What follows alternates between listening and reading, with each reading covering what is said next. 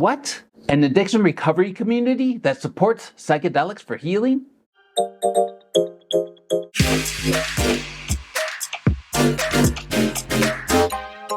Hi, if you're new here, my name is Ronken. I'm a licensed therapist and a person in long-term recovery. And on this channel, we explore psychedelics and addiction recovery.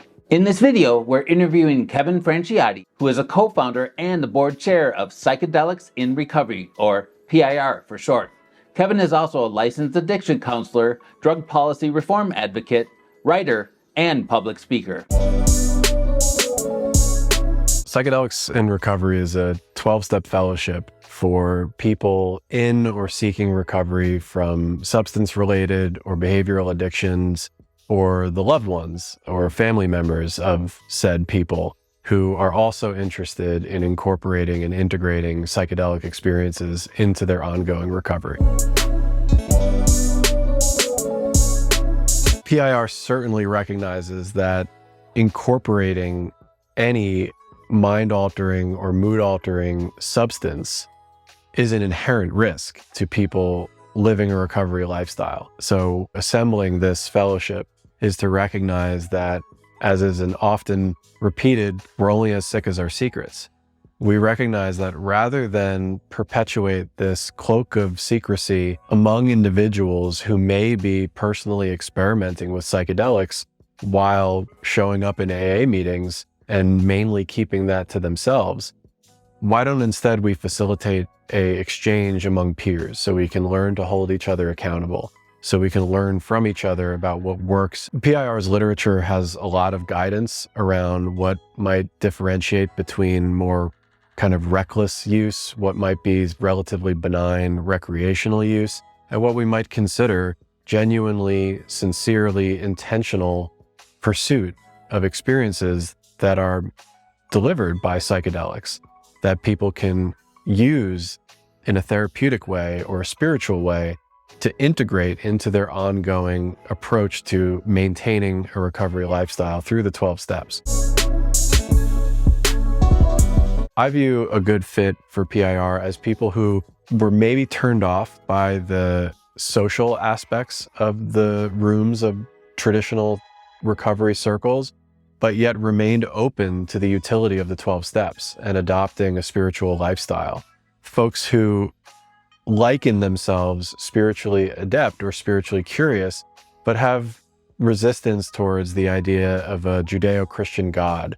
So we're trying to really accommodate more of a progressive approach. Ultimately, what I think PIR is the best fit for is somebody who a traditional 12-step program has gotten them to a point of relative stability with regards to their ability to maintain some level of abstinence, particularly from their drugs of choice, but may not have achieved sufficient relief from some of the other things that the programs are not necessarily designed for.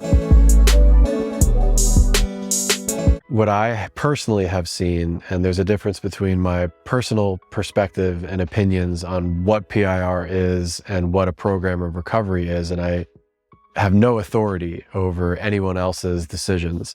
But with my experience and my perspective, both as a person with lived experience, both in addiction and in recovery, and with a professional skill set as a clinician and a therapist that works with people with addictions, PIR can be not a good fit for folks that are completely averse to the idea of the 12 steps, who are completely averse to the idea of some relationship with spirituality more broadly, even in a relatively benign, agnostic, or atheistic stance. People are welcome in PIR regardless of their hesitation towards spirituality, regardless of their hesitation towards the 12 steps.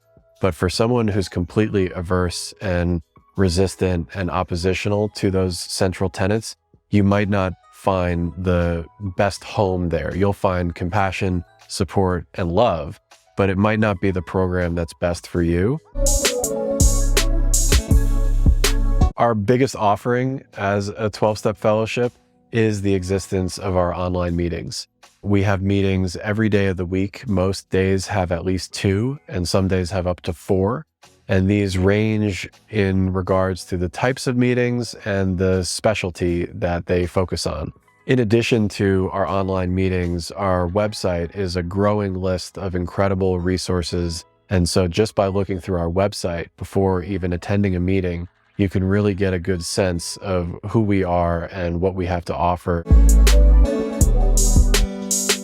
It's tremendously exciting to discover the rich promise of psychedelics for achieving therapeutic breakthrough and discovering the miraculous history of these medicines in their indigenous lineage and the cultures that have long cultivated ritualistic veneration of engaging with psychedelic experiences in a spiritual context, in a lifestyle context, in a community context.